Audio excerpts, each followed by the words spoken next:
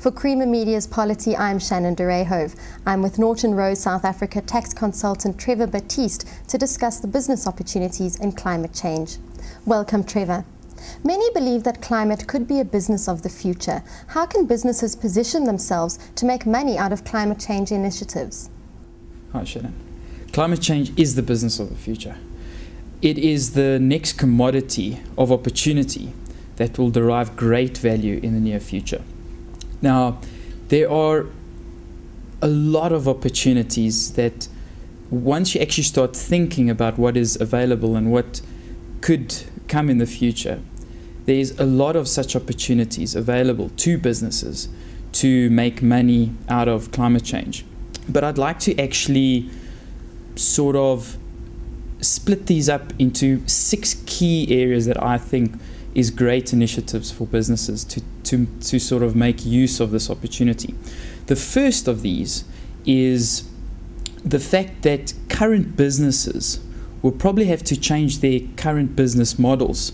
Now, if you speak to a business about this, they'll probably tell you, are you crazy? Because that actually means that they're going to have to spend money to change their business model. But down the line, there'll be probably policies being put in place that might put a charge on the amount of emissions that get emitted into the atmosphere.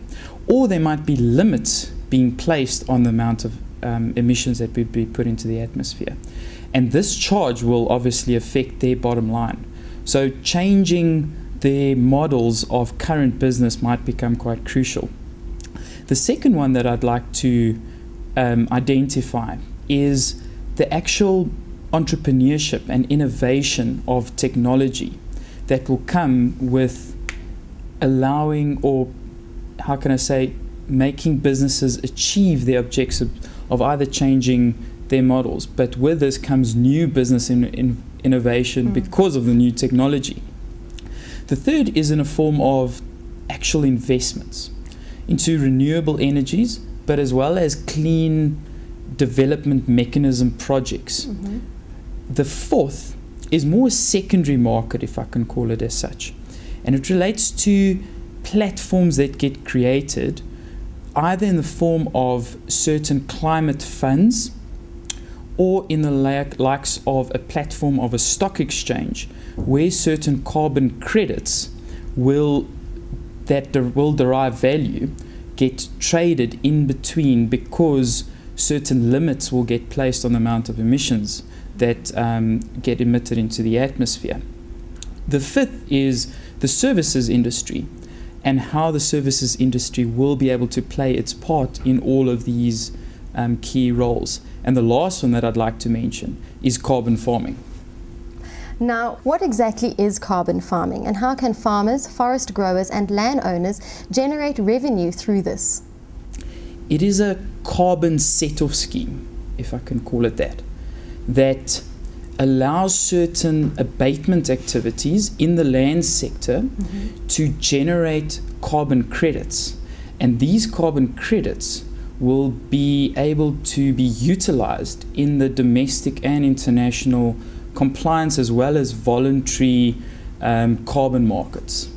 And how then, is that how the revenue is generated then? Correct. So these abatement activities come in 2 forms. The first being a biosequestration type of activity, which is more a removal or a storage of the carbon that gets emitted into the atmosphere.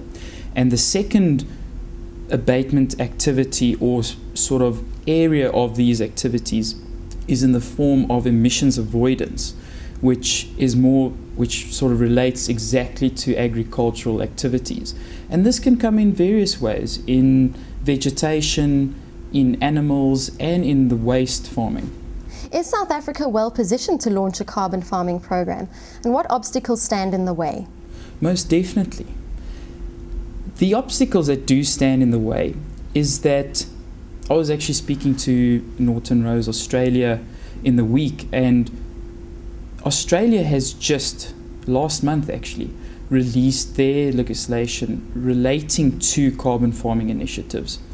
And I think as we go forward, once policy has been put in place regarding certain emissions and charges on emissions and any other measures to mitigate the effects of climate change, these policies will obviously create opportunities for farmers.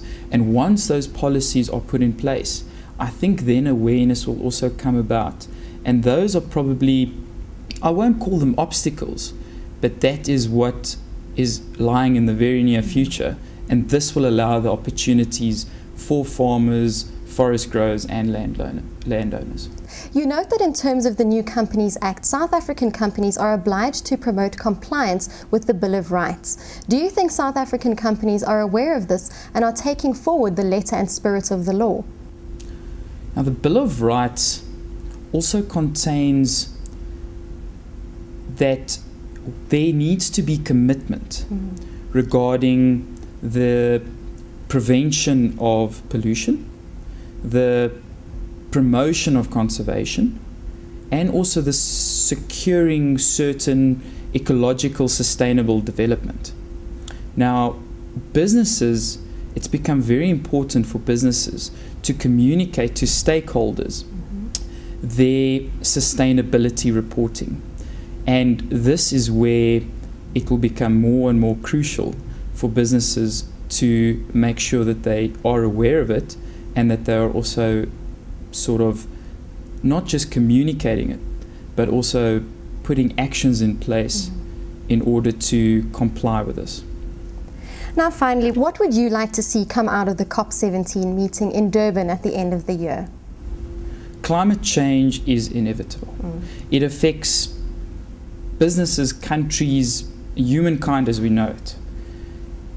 The past two meetings in Copenhagen and Cancun over the past 2 years did not derive too many great results of positive progression as such. COP17 for South Africa is a great way, firstly, for South Africa to show the world that we as a country are very committed to being part of the players that want to put measures in place to mitigate the effects of climate change.